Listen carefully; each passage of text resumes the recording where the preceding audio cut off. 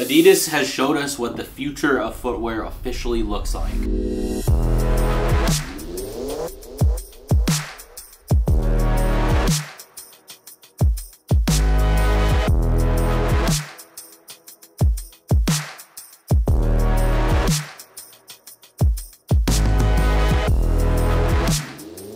Alright, so first of all, let's unbox this. You get a really nice premium black box that has a slide top with that Adidas logo up top. We get that little yellow print on the inside. First of all, we're met with a little card, and we get some talking points that says feels like nothing. The hardest thing to remember about the shoe is that you have it on. It moves with you, it breathes with you, it hugging every millimeter of your foot like second skin. They really want this to mold to your body that you don't even really feel that it's on. We want you to feel this feeling, the feeling that doesn't let you feel a single thing. This is where science and art break even. A shoe made differently. Designed, sculpted, 3D printed. Converting data into something extraordinary, all with the click of a button. While this could be a pat on our backs, remember, we're nowhere near done. That just gives you kind of a glimpse into what Adidas is thinking about that. And you get this space-age silver bag that we've seen with Adidas in the past. Ooh.